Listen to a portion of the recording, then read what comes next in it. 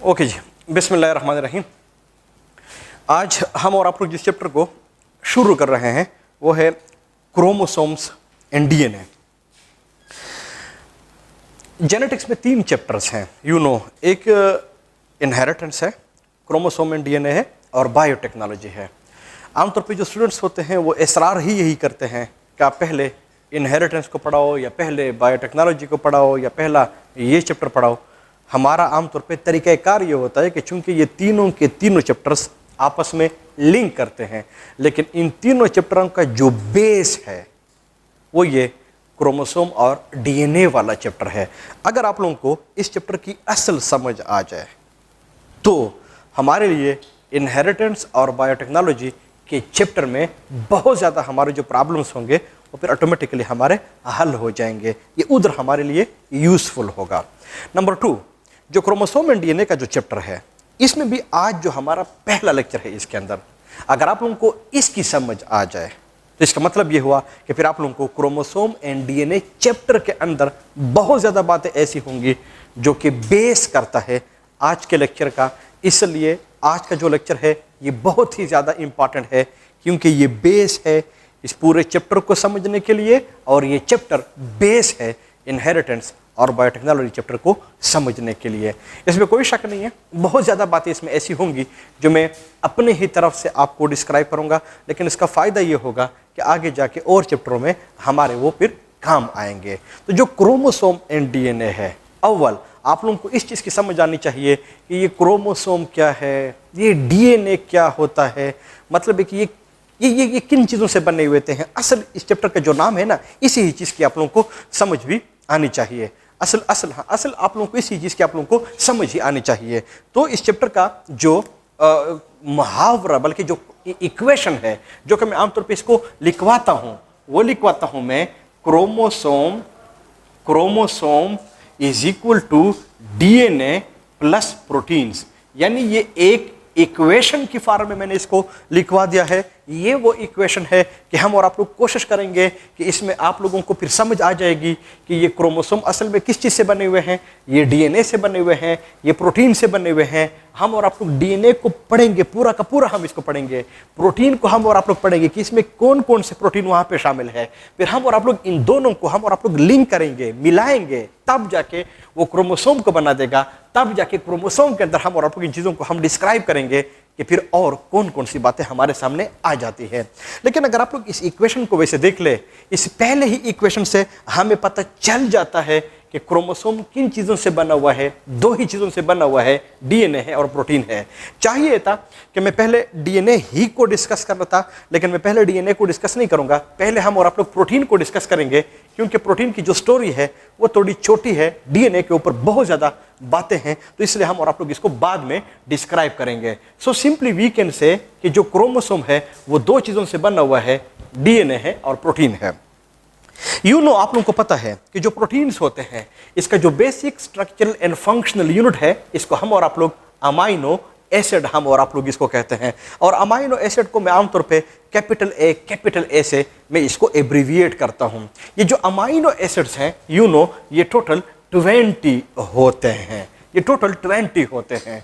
लेकिन जो 20 amino acids हैं इनको मुख्तलिफ लोगों ने मुख्तलिफ फैक्टर्स के बेसिस पे इनको डिफरेंटली क्लासीफाई किए हुए हैं। सब क्लासिफिकेशन को तो हम और आप लोग नहीं पढ़ सकते, लेकिन जो क्लासिफिकेशन आपके बुक में हैं उनको हम और आप लोग जरूर डिस्कस करेंगे। लेकिन उन्होंने इसको इस तरह डिस्क्राइब नहीं किया हुआ है जिस तरह के हम और आप लोग इसको डिस्कस करेंगे। उन्होंने इसको कुछ सेंटेंसेस की फॉर्म में इसको लिखा हुआ है। जैसे फॉर एग्जाम्पल ये जो अमाइनो एसिड्स हैं इनको हम बाज़ दफ़ा नीड के बेस पे भी हम इसको क्लासीफाई कर सकते हैं, on the basis of need. और नीड के बेस पे जो अमाइनो एसिड्स हैं वो फिर 2 तरह के होते हैं। एक को हम और आप लोग कहते हैं एसेंशियल अमाइनो एसिड्स, जबकि दूसरे को हम और आप लोग कहते हैं non essential amino acids. Essential amino acids हम उन अमाइनो एसिड को कहते हैं इट्स एसेंशियल, ये जरूरी होते हैं to take it from outside into your body. इसका मतलब ये हुआ कि ये इस किस्म के अमाइनो एसिड्स होते हैं कि ये ज़रूरी होते हैं कि आप इसको ज़रूर बाहर से अपने बॉडी के अंदर आप इसको ले आएंगे। तो ये अमाइनो एसिड्स इसका मतलब ये हुआ कि जो सोर्स है वो क्या है, वो आउटसाइड द बॉडी है, वो बॉडी के अंदर ये नहीं होते, बॉडी के अंदर ये नहीं बनते, बॉडी के अंदर ये सिंथेसाइज नहीं होते, वहां पे ये मैन्युफैक्चर नहीं होते। तो इसको आप लोग जरूर बाहर से अपने बॉडी के अंदर आप इसको ले आएंगे। तो ये जो एसेंशियल होते हैं, इसको हम इसलिए एसेंशियल कहते हैं कि ये एसेंशियल होते हैं, ये जरूरी होते हैं, आप इसको जरूर बाहर से अपने बॉडी के अंदर आप लोग इसको ले आएंगे। दूसरे साइड पे जो नॉन एसेंशियल अमाइनो एसिड्स होते हैं, ये नॉन एसेंशियल अमाइनो एसिड्स का मतलब ये है it's non essential to take it from outside in your body. क्यों कि आपके बॉडी के अंदर एक सिस्टम है, आपके बॉडी के अंदर एक मैकेनिज्म होता है कि जिनके थ्रू इन अमाइनो एसिड्स को सिंथेसाइज किया जाता है, तैयार किया जाता है। तो जरूरी नहीं होता कि आप इसको बाहर से अपने बॉडी के अंदर आप इसको ले आए, क्योंकि जो आपकी बॉडी होती है वो इनको खुद ही मैन्युफैक्चर कर सकते हैं, सिंथेसाइज कर सकते हैं। याद रख ले, इस नॉन एसेंशियल का हरगिज़ ये मतलब नहीं है कि इन अमाइनो एसिड्स की आपको जरूरत नहीं होती। नॉन एसेंशियल है, ना ना ना, एसेंशियल है, जरूरी है, इसमें कोई शक नहीं है। पर नॉन एसेंशियल इसलिए है कि अगर आप लोग इसको बाहर से अपने बॉडी के अंदर ना भी लें, तब भी आपकी बॉडी के अंदर ये मैकेनिज्म होता है जिसके थ्रू आप इसको सिंथेसाइज कर सकते हैं। तो अगर आप लोग एसेंशियल को देख ले, नॉन एसेंशियल को देख ले, नीड के बेस पे नो डाउट दोनों के दोनों जो टाइप्स हैं वो एसेंशियल है, आपके बॉडी के लिए जरूरी होते हैं। लेकिन एसेंशियल इन एसेंस जरूरी है कि आप इसको बाहर से अपने बॉडी के अंदर ले आएंगे। नॉन एसेंशियल इसलिए कि जरूरी नहीं है कि आप इसको बाहर से अपने बॉडी के अंदर ले आएं, क्योंकि आपकी बॉडी जो है इसको खुद ही तैयार कर सकते हैं। ये जो 20 अमाइनो एसिड्स हैं, इनमें से 10 ऐसे हैं जो कि एसेंशियल हैं, 10 ऐसे हैं जो कि नॉन एसेंशियल है। एसेंशियल वाले 10 वाले कौन से हैं, नॉन एसेंशियल वाले 10 वाले कौन से हैं, फिलहाल हमें ज़रूरत नहीं है। आगे जाके आसान फार्मूले से आप लोगों को बता दूंगा कि कोई भी अमाइनो एसिड हो, फौरन आप लोगों को पता चलेगा कि ये एसेंशियल है या नॉन एसेंशियल है। बाज़ दफ़ा इन अमाइनो एसिड्स को हम पीएच के लिहाज से भी हम इसको डिस्क्राइब करते हैं, on the basis of pH. मैंने पहले ही सेंटेंस में आप लोगों को बता दिया कि इन प्रोटीन को हम मुख्तलिफ फैक्टर्स के बेसिस पे हम और आप लोग इनको क्लासिफाई कर सकते हैं। तो एक फैक्टर नीड है, एक फैक्टर पीएच भी है, और पीएच के लिहाज से हम और आप लोग एसिड्स को 2 मेन ग्रुप में हम इनको क्लासिफाई कर सकते हैं। नंबर 1 ऐसे कि जिनका पीएच नहीं है। पीएच नहीं है इसका मतलब यह है कि वो न्यूट्रल है। न्यूट्रल का मतलब है कि वो पीएच के लिहाज से 7 है, यानी न्यूट्रल है। इसका मतलब यह हुआ कि हमारे साथ जो अमाइनो एसिड्स हैं, अगर आप लोग इनको पीएच के लिहाज से क्लासिफाई करेंगे तो 2 ग्रुप में हम और आप लोग इनको क्लासिफाई कर सकते हैं, न्यूट्रल है या इसका पीएच है। जो न्यूट्रल वाले हैं आउट ऑफ 20 वो 15 है। इसका मतलब यह हुआ कि 15 अमाइनो एसिड्स ऐसे हैं जो पीएच के लिहाज से न्यूट्रल हैं, जो पीएच उसका 7 होता है, उसका किसी किस्म का पीएच नहीं होता। अगर है तो 5 ऐसे हैं जिसका पीएच होता है।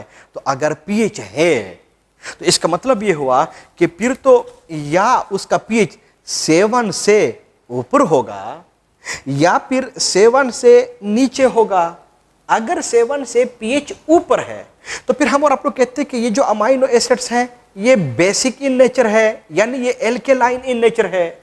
लेकिन वो जिसका पीएच 7 से नीचे है, इसका मतलब ये हुआ कि फिर तो ये एसिडिक इन नेचर है। तब जाके हम कह सकते हैं कि जो अमाइनो एसिड्स होते हैं इनमें से 15 ऐसे हैं जो पीएच के लिहाज से न्यूट्रल हैं। इसका मतलब ये हुआ कि जो 5 है उसका पीएच है। जिसका पीएच है तो उनमें से कुछ जो 5 हैं वो बेसिक हैं और कुछ जो है वो एसिडिक वाले हैं। जो 5 है इनमें से जो बेसिक वाले हैं, जो एल्केलाइन वाले हैं, वो जस्ट 3 हैं, लेकिन जो एसिडिक वाले हैं वो जस्ट 2 हैं। और अगर आप लोग इन दोनों को प्लस कर ले तो फिर ये 5 बन जाता है। तो वो जो 3 है, जो बेसिक वाले हैं, उनमें से कौन कौन से हैं? इनमें से एक है आर्जिनिन, जबकि दूसरा जो है वो है लाइसिन, जबकि तीसरा जो है इसको हम कहते हैं हिस्टिडीन।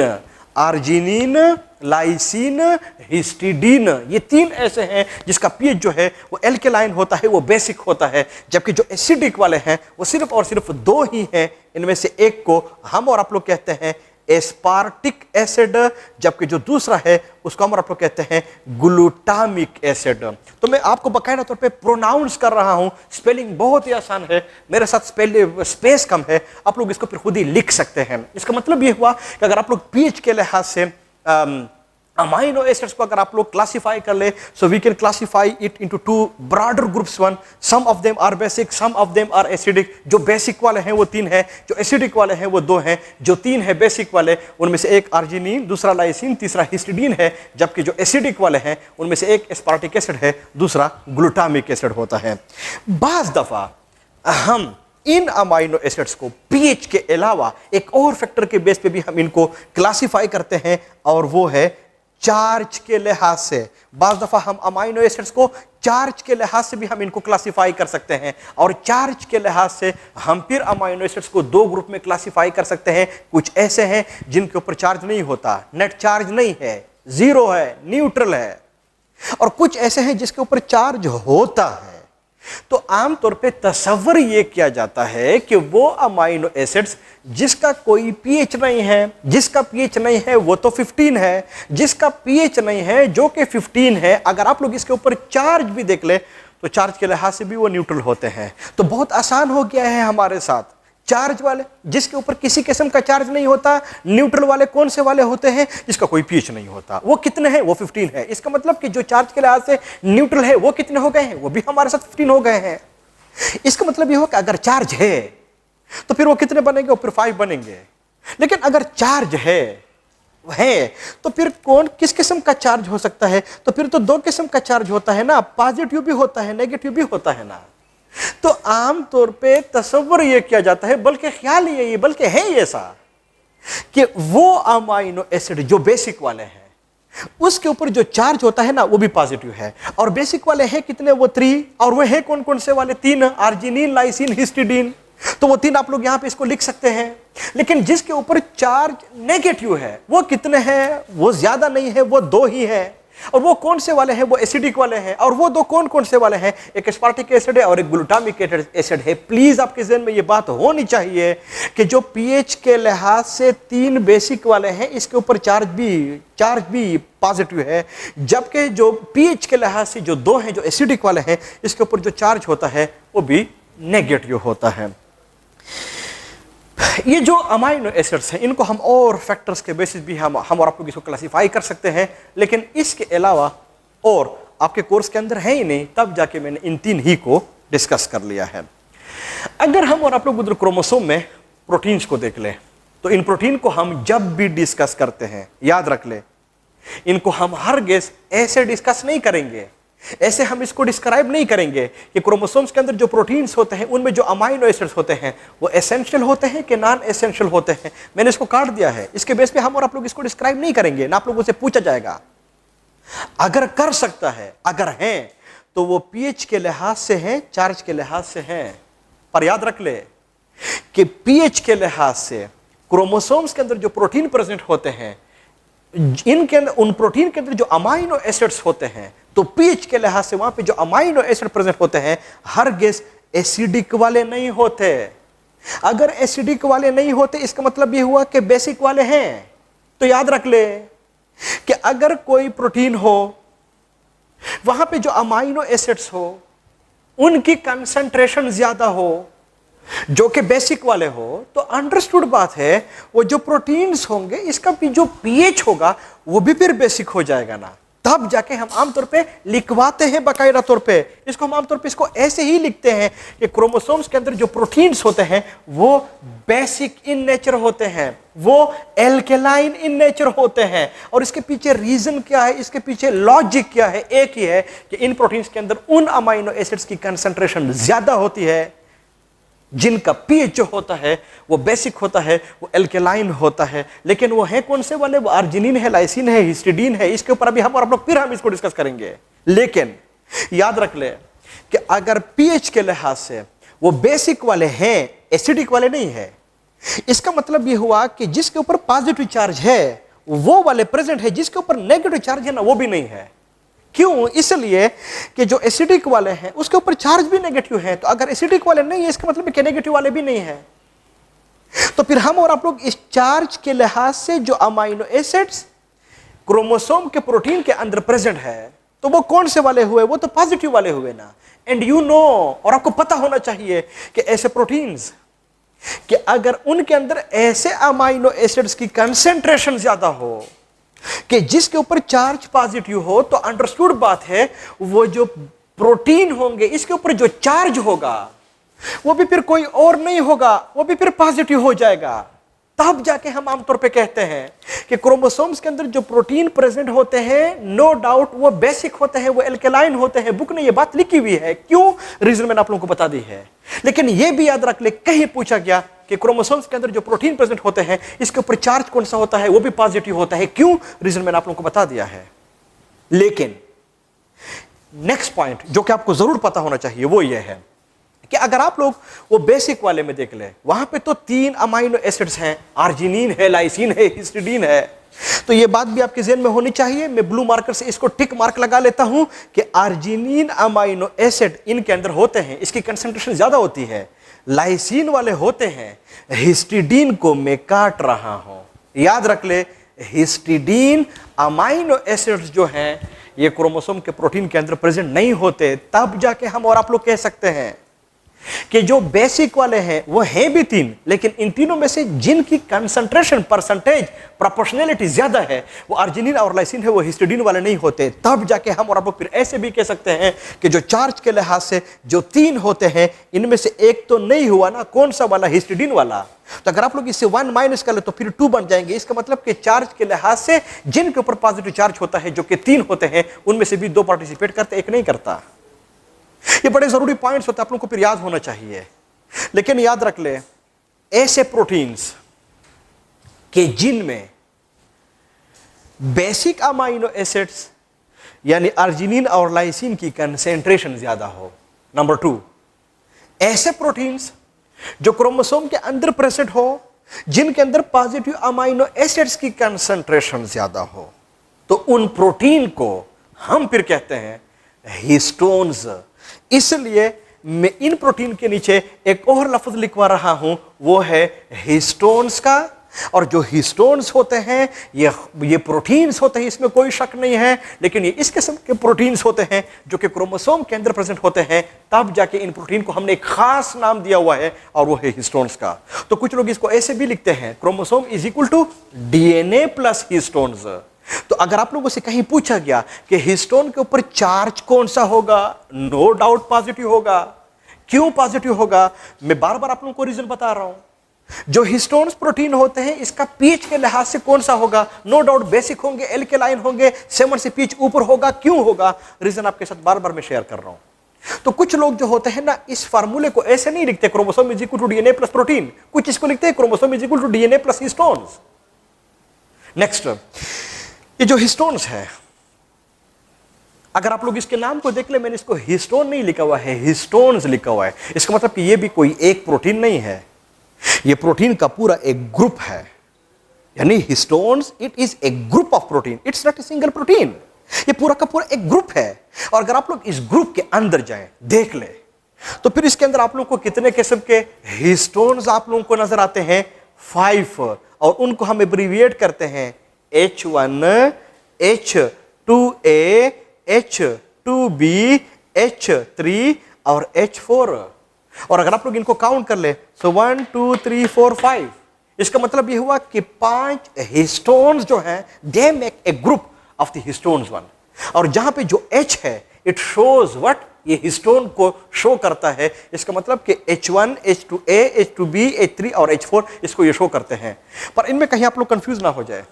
ये बात दफा ये बात चूंकि बुक के अंदर इन्होंने ये अल्फाज लिखे हुए हैं, तो कहीं पूछा गया कि H3 के ऊपर चार्ज कौन सा होगा, सो अंडरस्टूड बात है पॉजिटिव होगा क्योंकि ये इस हिस्टोन का टाइप है। कहीं पूछा गया कि H2B के ऊपर शाबाश से ये बेसिक होगा, ये एल्केलाइन होगा, यू शुड नो कि क्या होना चाहिए क्योंकि ये उनके टाइप्स है। तो फिर जहन में बड़ा अजीब किस्म का सवाल आ जाता है कि ये जो 5 किस्म के हिस्टोन्स हैं ये किसके बेस पे हैं।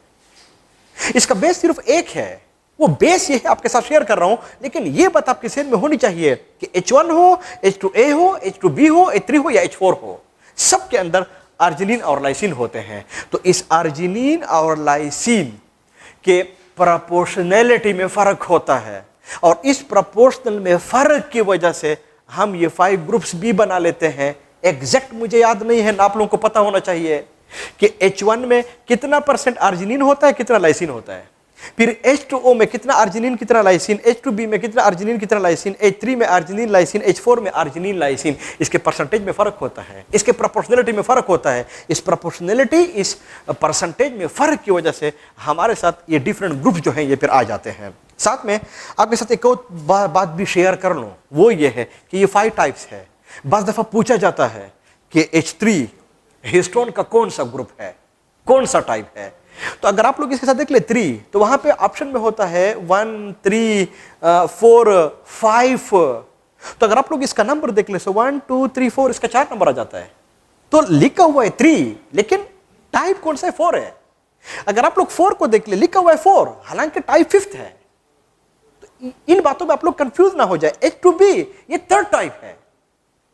तो ये जो है सारा कुछ बना लेते हैं। नेक्स्ट पॉइंट वो ये है कि अगर आप लोग इनमें भी देख ले, तो जो H1 है, H1 मैं इसको रेड मार्कर से मैं इसको इंसर्कल कर रहा हूं, बहुत ही जरा जरूरी है, आप लोगों को फिर पता होना चाहिए। वो ये है कि ये जो H1 होता है, मैं एक बात शेयर कर रहा हूं, किसी जगह पे आप लोगों से फिर पूछूंगा, ये वो हिस्टोन है जो क्रोमोसोम्स के basic structural and functional unit में पार्टिसिपेट नहीं करता, लेकिन क्रोमोसोम के फॉर्मेशन में हिस्सा लेता है। जो सेंटेंस मैंने आपके साथ शेयर कर लिया है, कंफ्यूजन है, आपके लिए भी थोड़ा सा मसला होगा, आगे जाके आप लोगों को समझ आ जाएगी। लेकिन जो सेंटेंस है ना, ये प्लीज आपके जहन में होना चाहिए। ये किसी जगह पे आप लोगों से ईटा में ये बात पूछी जा सकती है। जो H1 है, जिसको मैंने इंसर्कल कर लिया है, मैं ऐसे कहूंगा सिंपली आप लोगों को, ये क्रोमोसोम में पार्टिसिपेट नहीं करता। कौन से पार्टिसिपेट कर रहे हैं? H2A, H2B, H3, H4 ये पार्टिसिपेट कर रहा है, H1 नहीं करता। बस ये बात आपके ज़हन में होनी चाहिए। आगे जाके सारा कुछ आपको क्लियर हो जाएगा। तो फिर आप लोगों ने उधर MCQs में देखना है कि क्या मैंने आप लोगों ने फिर ऑप्शन, वहां पे ऑप्शन में आप लोगों ने फिर क्या लिखना होगा। लेकिन फिलहाल हमारे आप लोगों की बात ये हो गई है, H1 पार्टिसिपेट नहीं करता, बस नहीं करता। कौन कर रहे हैं? H2A, H2B, H3 and H4। लेकिन जो H2A है, प्रोटीन है ना, हिस्टोन का टाइप है ना, प्रोटीन है ना, तो इस प्रोटीन के 2 मॉलिक्यूल्स, शाबाश है, प्रोटीन के 2 मॉलिक्यूल्स, यानी H2A के 2 मॉलिक्यूल्स, H2B के 2 मॉलिक्यूल्स, H3 के 2 मॉलिक्यूल्स, H4 के 2 मॉलिक्यूल्स। बार बार बता रहा हूं, H1 नहीं कर रहे हैं। मैंने ये बात लिखी नहीं है कि 1 है, 2 है, 3 है, 4 है, कितना है, नहीं लिखा हुआ है। बाकी के साथ मैंने लिखा हुआ है 2 मॉलिक्यूल्स, 2 मॉलिक्यूल्स, 2 मॉलिक्यूल्स, 2 मॉलिक्यूल्स। तो अगर आप लोग इन सब को प्लस कर ले 2, 2, 2, 2, तो फिर तो ये हमारे साथ 8 बन जाएगा। एंड यू नो 8 को हम और आप लोग ऑक्टेन, ऑक्टेमियर हम इसको कहते हैं। इसका मतलब ये हुआ कि यहां पे फिर मैं 8 के साथ लिखवा रहा हूं ऑक्टेमियर। तब जाके मैं कह सकता हूं कि क्रोमोसोम के अंदर जो प्रोटीन्स होते हैं, जिनको हम और आप लोग हिस्टोन्स कहते हैं, वो हिस्टोन जिस फॉर्म में प्रेजेंट होते हैं वो ऑक्टेमियर की फॉर्म में होते हैं। तब जाके मैं इसके नीचे ऑक्टेमियर का लफ्ज भी लिखवा रहा हूं। तो कहीं पूछा गया कि जो ऑक्टेमियर होते हैं इसके ऊपर चार्ज कौन सा होगा? नो डाउट पॉजिटिव होगा। तब जाके कहीं पूछा गया कि इस ऑक्टेमियर का जो पीएच होगा वो कौन सा होगा? नो डाउट वो बेसिक होगा, वो एल्केलाइन होगा। ये पॉइंट्स आपके ज़हन में होनी चाहिए, बात वही है। तब जाके कुछ लोग इसको ऐसे लिखते हैं, chromosome is equal to DNA plus protein, या chromosome is equal to DNA plus histones, या chromosome is equal to DNA plus octamer. बात एक ही है, आप लोगों को समझ आनी चाहिए। लेकिन कहीं पूछा गया हिस्टोन या ऑक्टेमियर या प्रोटीन जो क्रोमोसोम के अंदर प्रेजेंट होते हैं, चार्ज कौन सा होता है, पीएच के लिहाज से कौन से होते हैं, इन सब का मतलब एक ही है इस चैप्टर में, और आगे भी इसका मतलब एक ही होगा। लेकिन ऑक्टेमियर 8 होंगे, 8 की फॉर्म में हम और आप लोगों को ये सारा कुछ नजर आएगा।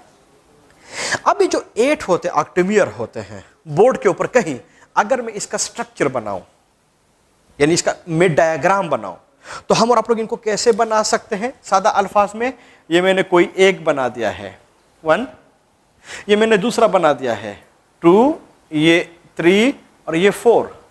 तो इनमें यहां पे लिखवा रहा हूं H2A, H2B, H3 और ये H4, इसको मैं ऐसे लिखवा रहा हूं।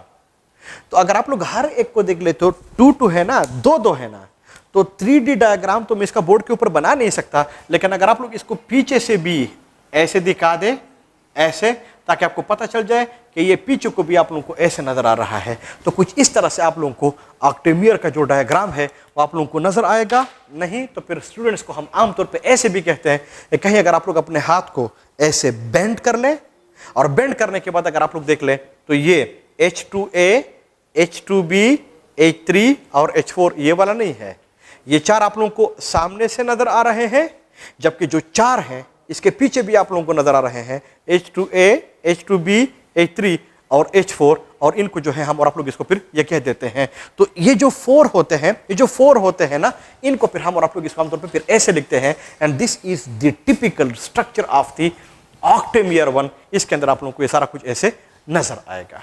तो ऑक्टेमियर हमारे साथ इस फॉर्म में प्रेजेंट होता है।